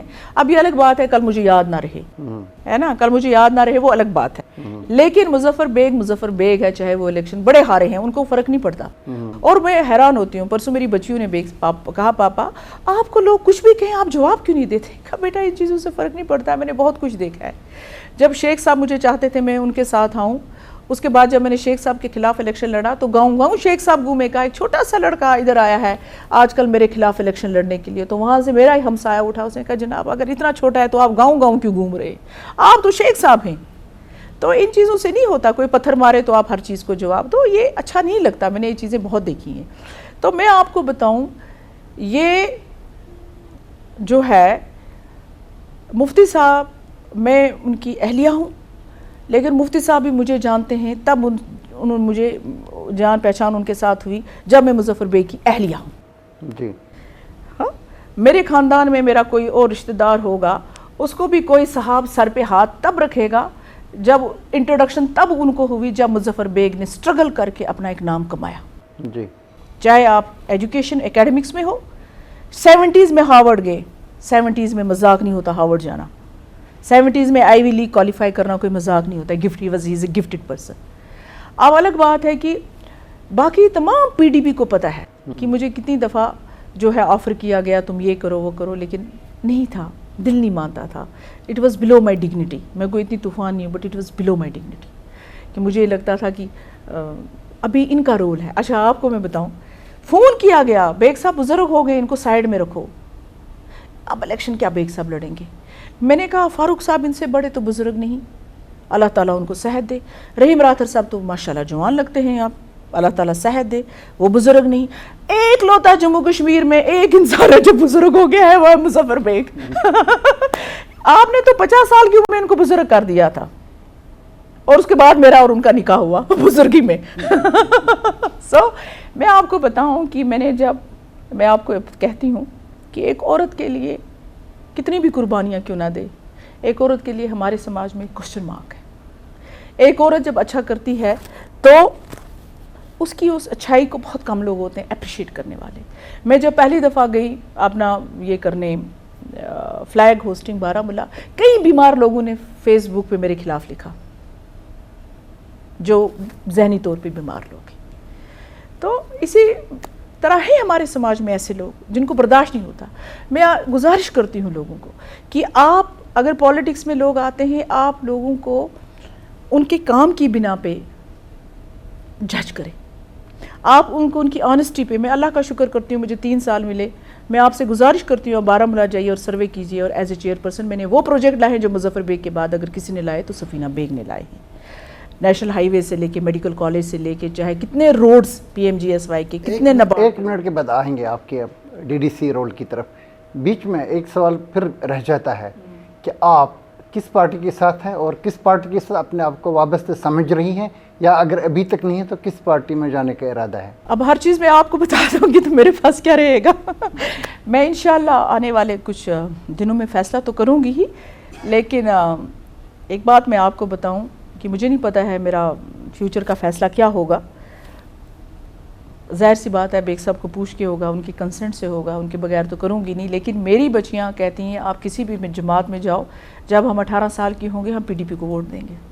اچھا, یہ کیونکہ وہ ایک, میں نے اس وجہ سے نہیں کہا, میں نے اس لیے کہا کہ وہ ایک پرسنل ہمارا بانڈ تھا اس فیملی کے ساتھ. اچھا, پالیٹکس اپنی جگہ ہے, لیکن اس فیملی کے ساتھ جو ہمارا بانڈ ہے وہ ہمیشہ رہے گا, چاہے پالیٹکس ڈفرینٹ کیوں نہ, مطلب ناٹ پی ڈی پی. میں محبوبہ جی کی بات کر رہی ہوں, محبوبہ جی اینڈ فیملی. وہ تو ایک فیملی کا ہے, ایک فیملی ریلیشن جو ہے وہ ہمیں. سیاسی تعلق کیا ہے مضبوط؟ سیاسی ظاہر سی بات ہے, سوچ سمجھ کے فیصلہ ہوگا. جو میرے ساتھی مجھے کہیں گے, جو میرے ورکرز مجھے کہیں گے, میں وہی فیصلہ کروں گی. اور ظاہر سی بات ہے بیگ صاحب کا ہی فیصلہ فائنل ہوگا میری سیاست کے حوالے سے. تو ہم اس اسٹیج پہ رول آؤٹ نہیں کریں گے بیگ صاحب کا اور آپ کا واپس پی ڈی پی میں جانا. نہیں, بیگ صاحب جو ہیں وہ ابھی بیگ صاحب کا مجھے نہیں لگتا ہے کہ وہ کوئی چیز اب سوچیں گے پولیٹکس کے حوالے سے, کوئی اتنا جلدی کوئی سوچیں گے. لیکن بٹوین دا پارٹی جو اس وقت ایگزسٹ کر رہی ہیں, آپ کو لگ رہا ہے کہ اس میں آپ دیکھیے دیر آر نو غور کریں گے آر اینیمیز ان پولیٹکس. جی, پولیٹکس میں یہی تو بات ہے, جو کل تک نیشنل کانفرنس کو گالیاں دیتے تھے تو آج تو ان کے چہیتے ہیں. جی, تو ظاہر سی بات ہے پولیٹکس میں نہیں ہوتا ہے یہ کہ بھئی آپ پرمننٹ اینیمیز ہو جاتی ہیں یا فرینڈز ہوتے ہیں. پولیٹکس میں یہ ہوتا ہے کہ آپ جو میں اپنا سوچتی ہوں, باقی ہر ایک کی اپنی سوچ ہو سکتی ہے. کچھ لوگ کرسی کے بھوکے ہوتے ہیں, اورنگزیب جو ہے اس نے تو کیا کیا باپ کو, لیکن کچھ لوگ سروس کرنا چاہتے ہیں لوگوں کی. تو اس لیے جو پولیٹکس میں میری سوچ یہ ہے کہ جہاں میں کنٹریبیوٹ کر پاؤں گی, جہاں میں اپنے لوگوں کی بات کر پاؤں گی, ظاہر سی بات ہے میرا فیصلہ وہاں ہوگا جہاں میں اپنے لوگوں کے لیے کچھ کر پاؤں گی. ڈی ڈی سی چیئرپرسن کی حیثیت سے آپ کے کام بہت سارے ہیں جو ہماری نظر میں بھی ہے, جس میں ہائی وے کا ایکسپینشن بھی ہے جو سری نگر سے بارہمولہ تک جاتا ہے, اور اس کے علاوہ کوئی اسٹیڈیم, کالجز وغیرہ. ہم جاننا چاہیں گے مختصراً کہ کیا آپ کو کوئی فائدہ ملا اس چیز کا کہ آپ الٹے سائڈ پہ نہیں رہیں اس بیچ میں جو آپ کا ٹینیور رہا, آپ درست سائڈ پہ رہیں جس میں جہاں پہ سپورٹ ملتا ہے مرکزی سرکار کا, ایل جی ایڈمنسٹریشن کا. تو ایسے کوئی کام ہے جن پہ آپ کو ایک اطمینان ہے کہ یہ میری وجہ سے ہو گئے؟ دیکھیے میں آپ کو بتاتی ہوں, جب میں چیئر پرسن بنی اور اس کے بعد جو ہے भूपिंदर जी सच ए नाइस ऑफिसर, उनके साथ जब मेरी पहली मीटिंग उन्होंने कहा मैडम नेशनल हाईवे का बात उठाना, तो मैंने बड़ा हंसा। उस वक्त डीसी बारामूला थे। डीसी बारामूला। जी। तो उन्होंने कहा आप इस पे बहुत कोशिश करो। मैंने कहा ये तब हुआ था जब वाजपेयी साहब के पास बेग साहब एज फाइनेंस मिनिस्टर गए, तो उन्होंने उस वक्त कोशिश किया, साउथ में हो गया, नॉर्थ रह गया, क्योंकि भाई नहीं किसी ने, उसके बाद चीफ मिनिस्टर्स आए कहीं लेकिन हो नहीं पाया। आप क्या बोलते हैं? कहा नहीं आप कोशिश करना, आउटरीच प्रोग्राम कर रहे हैं प्राइम मिनिस्टर साहब, तो आप कोशिश करना। उसके बाद बहुत ऑनरेबल मिनिस्टर्स आए, बहुत सारे लोग आए, तो मैंने अपने डिस्ट्रिक्ट का एक खाका खींच के दिया उनको। वुलर एक, आयुष पे फोकस था हमारा, नेशनल हाईवे फर्स्ट प्रायोरिटी थी, एजुकेशन सेक्टर हमारा प्रायोरिटी थी, जो अलग अलग सेक्टर्स थे। बाकी तो गवर्नमेंट ऑफ इंडिया की स्कीम से JJM है, बाकी है। मुझे कोई उम्मीद नहीं थी, मैं सच बताऊँ आपको। उसके बाद LG साहब ने बहुत मदद की। इन्होंने, मेहता थे चीफ सेक्रेटरी साहब, सच ए नाइस ऑफिसर, लोग क्या कहें लेकिन वेरी ऑनेस्ट, और करेगा काम बोलेंगे हाँ करूँगा, नहीं करेगा I am sorry I will not do it. तो उसके बाद इनकी कोशिशें, फिर एक बार होम मिनिस्टर साहब से मैं मिली तो उन्होंने कहा लेटर पैड पे लिख के भेज दो। तो जाहिर सी बात है करती रही।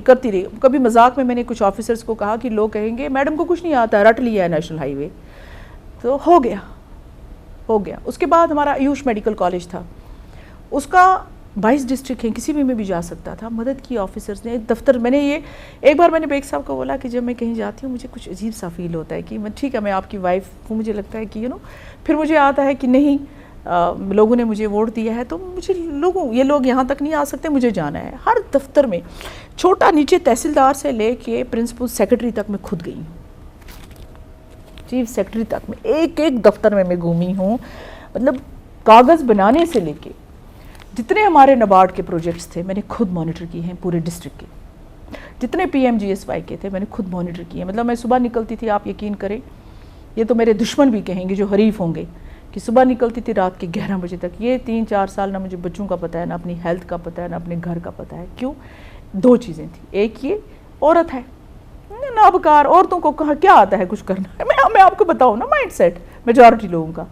दूसरा, मुजफ्फर बे की बीवी है इसीलिए हो गया, अदरवाइज खुद क्या है।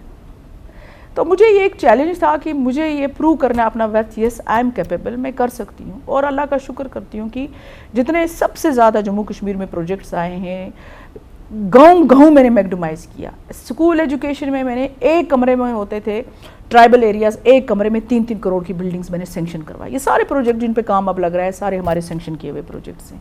और खुद सेंक्शन नहीं होते कि इंसान बाहर बैठ गया कागज़ गया, आपको हर जगह जाना पड़ता है। हाँ, गवर्नमेंट ऑफ इंडिया की फंडिंग जो थी वो तमाम UT के लिए थी, स्पेशली बारामूला के लिए नहीं थी, तमाम UT के लिए थी। एरिया डेवलपमेंट फंड चाहे सरपंच से लेके BDC DDC सब के लिए था। बहुत ईमानदारी से काम हुआ, जियो टैगिंग से हुआ, ऑनलाइन हुआ। करप्शन करने वाले करते हैं लेकिन करप्शन पे काफ़ी जो है कंट्रोल हुआ। मेजर प्रोजेक्ट्स हमारे यहाँ आए, मेजर स्टेडियम आया, जैसे फुटबॉल स्टेडियम आया, उसमें मदद की उन्होंने। तो चाहे कोई भी जो है ये डिपार्टमेंट जो है, हर डिपार्टमेंट में हमने कोशिश की कि मेजर प्रोजेक्ट्स, मेजर इंफ्रास्ट्रक्चर लाएँ, वो हमने किए। और अल्लाह का शुक्र, चाहे परिहासपुरा में 60 करोड़ की स्कीम कभी नहीं हो पाती अगर उसमें मेरे एफर्ट्स नहीं होते, LG साहब आउट ऑफ वे नहीं जाते, सब लोग मिला के नहीं करते। मतलब पटन हमारा बड़ा क्रॉनिक पानी का हमेशा इशू रहा है, तो हर जगह किया। लेकिन वो कहते हैं ना ख्वाहिशें कभी ख़त्म नहीं होती हैं, जितना आप ज़्यादा करते हैं लोगों की एक्सपेक्टेशंस भी उतनी बढ़ जाती हैं। हमने हर सेकेंडरी स्कूल्स, मुझे लगता है कि 2002 में जो मुफ्ती साहब और उनकी हुकूमत थी उस दौरान स्कूल एजुकेशन पे पैसा खर्च हुआ। उसके बाद ये पहली दफ़ा है कि हमारे इलाके में जो है, हमारे डिस्ट्रिक्ट में जो है स्कूल एजुकेशन पे पैसा हुआ। आयुष की मैंने इतनी डिस्पेंसरीज लाई हैं हर जगह, मेडिकल कॉलेज लाया, 10 बेडेड हॉस्पिटल लाया, आपने जिक्र भी किया होगा, इसमें पार्लियामेंट में भी जिक्र हुआ उसका। तो अब वो गिनने में आऊँ तो शायद पंचायती राज इंस्टीट्यूशन का सिस्टम है, 3 टायर सिस्टम, जिसकी बातें बहुत साल से चल रही थी यहाँ पे, लेकिन इलेक्शंस नहीं हो रहे थे। पंचायत वाले इलेक्शन होते थे लेकिन BDC और DDC के इलेक्शन नहीं होते थे। बाद में BDC वाले इलेक्शन हो गए, 2019 में ही हो गए, और 2020 में फिर DDC के इलेक्शन हो गए। और पहली बार एक स्ट्रक्चर बन गया जिसमें आपको ये फ़ख्र है, एक इम्तियाज़ है हासिल कि आप वहाँ पे डिस्ट्रिक्ट डेवलपमेंट काउंसिल बारामूला की चेयरपर्सन भी बनी। आपके क्या तजर्बात है, ये किस किस्म का सिस्टम है, क्या कहीं ओवरलैप तो नहीं करता है मेंबर ऑफ लेजिस्लेटिव असेंबली के साथ, मिनिस्टर के साथ? क्या ये चलेगा यहाँ पे रियासत जम्मू कश्मीर में जो ابھی تک یوٹی ہے لیکن امید ہے کہ ریاست ایک دن بنے گا. کیا یہ چلے گا ہمارے جیسے علاقوں میں؟ یہ کانسٹیٹیوشنل امینڈمنٹس ہیں. پہلی بات ہے یہ تبدیل نہیں ہو سکتی 73 74 جو کانسٹیٹیوشنل امینڈمنٹس ہیں. دوسرا میں آپ کو بتاؤں, مجھے یاد ہے کہ کچھ M L As different parties کے باہر جب گئے تھے, جن اسٹیٹس میں یہ فلی امپلیمنٹ ہے, مہاراشٹر الگ الگ, تو وہاں سے واپس آئے بیگ صاحب کے پاس, مفتی صاحب, سب پولیٹیشینس کے پاس, خدا کے لیے امپلیمنٹ نہیں کرنا. آپ سمجھ رہے ہیں کشمیر میں ہر چیز جو ہے نا وہ ایک الگ ہی تھا. ان کو لگ رہا تھا ہماری اتھارٹی کمزور. ناٹ اونلی اتھارٹی, مونوپلی ختم ہو جائے گی. اتھارٹی ختم نہیں ہوتی, رول اپنا اپنا ہوتا ہے. جیسے ایک ایم ایل اے کا رول جو ہے نا وہ لیجسلیشن کا ہے, لیجسلیٹو رول ہے. جو پنچایت کا رول ہے وہ اپنا رول ہے, وہ ڈیولپمنٹ کا رول ہے. جو پلاننگ ہے وہ پہلے بورڈ ہوا تھا, اب کونسل ہے, کونسل میں چلی گئی ہے پلاننگ. اور ہمیں یہ اپریشیٹ کرنا چاہیے کہ اب گراس روٹ لیول سے پلان بن کے آتا ہے, گرام سبھا ہوتی ہے وہاں سے پلان بن کے آتا ہے. اب BDO کے دفتر میں بیٹھ کے پلانس نہیں بنتے. اب ایم ایل اے صاحب کے پاس آپ کو دوڑ کے جناب ٹائل پاتھ کی ضرورت ہے, جناب بنڈ کی ضرورت ہے, نہیں. اب آپ کا گھر میں بیٹھا غریب آدمی ہے, کرایہ خرچ نہیں کرنا اس کو, آپ کا پلان وہیں بن جائے گا. آپ کے 26-27 ڈپارٹمنٹ مانیٹر بلاک کرے گی. سرپنچز ہمارے نریگا میں موسٹلی دیکھیں گے جو کام ہوتے ہیں. تو یہ اپریشیٹ کرنا چاہیے کہ پاور جو ہیں ڈی سینٹرلائز ہوئے ہیں اور اس سے لوگوں کو راحت ملی ہے. راحت کے ساتھ ساتھ کام ہوا ہے بہت زیادہ کام. جتنے لوگ زیادہ دیکھنے والے ہوں, مانیٹر کرنے والے ہوں, اتنی اکاؤنٹیبلٹی ہوتی ہے. تو اس چیز کو اپریشیٹ کرنا چاہیے. مجھے لگتا ہے کہ جیسے یوٹی کیپیکس میں ایم ایل ایز کا مطلب حکومت کا رول ہوتا ہے, ڈسٹرکٹ کیپیکس میں کونسل کا رول ہوتا ہے نا. اسی طرح جو ہمارا سب سے میجر پورشن جو ہمارا بجٹ کا ہے وہ ایریا ڈیولپمنٹ فنڈ ہے, جس میں DDCs BDCs and plus PRIs آتے ہیں. تو اس میں کسی انڈیویجول کا فائدہ ہو نہ ہو, لیکن ایک سسٹم اسٹیبلش ہوا ہے, اس سے عام لوگوں کا فائدہ ہے. تو کرٹیسائز کرنے کے بجائے اس کو اپریشیٹ کرنا چاہیے. اور ہمارے ڈفرینسز ہو سکتے ہیں پرائم منسٹر مودی سے, پولیٹیکلی آئیڈیالوجیکل ڈفرینسز ہو سکتے ہیں, لیکن اسٹیٹس مین اور وہ کہتے ہیں نا ٹپیکل پولیٹیشین میں یہی فرق ہے کہ وہ کچھ چیزیں جو اچھی ہیں اس کو اپریشیٹ کریں. جیسے انہوں نے کہا تھا ہم پنچایتوں کو امپاور کریں گے, الیکشنز ہوا کرتے تھے لیکن empowerment financial and execution and monitoring کی فرسٹ ٹائم جموں کشمیر کے لوگوں کو ملی. دوسرا جو ہے فنڈز ملے. الیکشنز ہوا کرتے تھے, سرپنچ کے پاس کون سے فنڈز تھے؟ کوئی فنڈز نہیں ہوتے تھے. تنخواہ بیچارے ان کو کیا ہوتا آنریریم 2-3 ہزار, لیکن کام کیا, ڈیڈیکیشن سے کام کیا.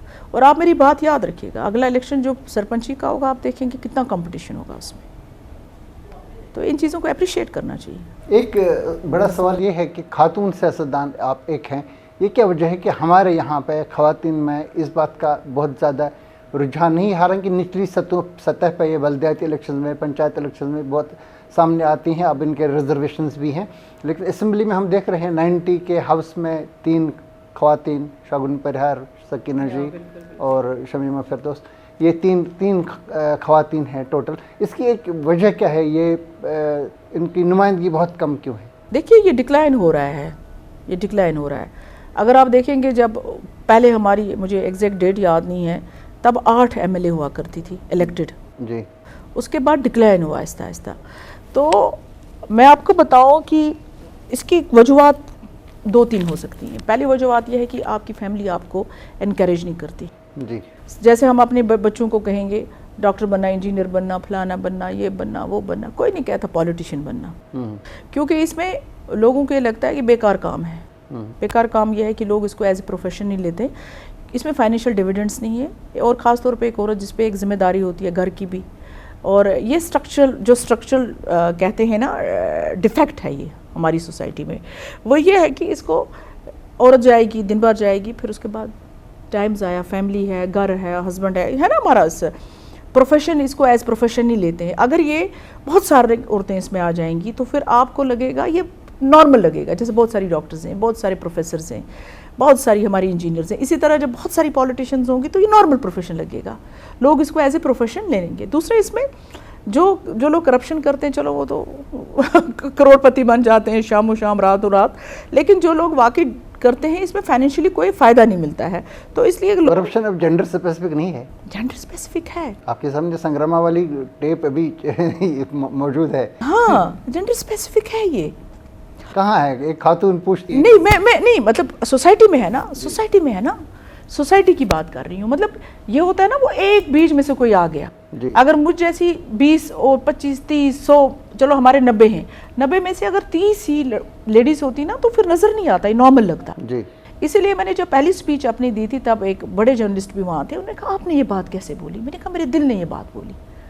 बेग साहब जब लॉ मिनिस्टर थे उन्होंने ये बिल लाई थी औरतों की रिजर्वेशन के लिए, मंगत राम शर्मा थे, उन्होंने फटाफट सोनिया जी को फ़ोन किया, आज हमने ये बिल लाई। उन्होंने कहा क्या कर दिया हमको, तो सेंटर में अभी तो इतनी स्टेट्स का इलेक्शन लड़ना है, तो रह गया वो सिलसिला। उसके बाद मुझे याद है, आप मेरा वो स्पीच की क्लिप निकाल सकते हैं, उस वक्त मुझे गुस्सा था क्योंकि गुस्से में शायद जज्बात में वो निकल गया।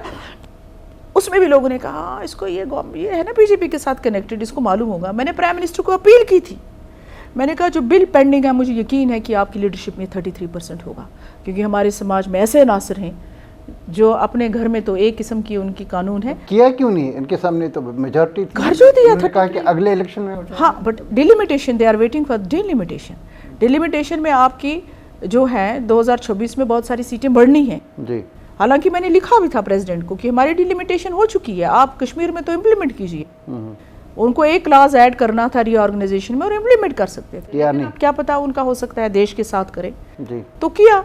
एक इससे ये मिलेगा कि एक एज मिलेगा औरतों को और ये फिर नॉर्मल लगेगा, फिर हम भी कहेंगे अपनी बेटी को चलो तुम भी पॉलिटिशियन बन जाओ वो कंपल्शन में नहीं होगा, तुम भी सर्विस करो। पॉलिटिशियन मीन्स बेसिकली क्या है, it's a worship, you know, आप अपनी हर चीज़ छोड़ देते हैं जी। आप अपना टाइम देते हैं लोगों के लिए, लोगों के मसले मसाइल हल करते हैं। मैं अल्लाह का शुक्र करती हूँ कि कम से कम मुझ पर कोई उंगली नहीं उठा सकता है कि मैंने पिछले 3-4 साल में 1 रुपए की करप्शन की होगी। मैं तो ये बेग साहब की एक ही लेगेसी, आप बेग साहब की पॉलिटिक्स के साथ एग्री कर सकते हैं, डिसएग्री कर सकते हैं, लेकिन ये वाहिद शख्स है जिस पे ये कोई एलिगेशन। और उन्होंने मुझे कुरान दिया था, आप यकीन करें, जब उन्होंने मुझे इजाज़त दी कि तुम जाओ सियासत में, उन्होंने सब लोगों के सामने पहले कुरान रखा कि तुम 1 रुपए का करप्शन नहीं करना, और मैं उसका शुक्र करती हूँ कि मैंने उनकी उस लेगेसी को आगे चलाया। मोहतरम सफ़ीना बेग, आपका बहुत बहुत शुक्रिया कि आप आज हमारे प्रोग्राम की मेहमान रहीं, बहुत बहुत शुक्रिया। थैंक यू जी, शुक्रिया।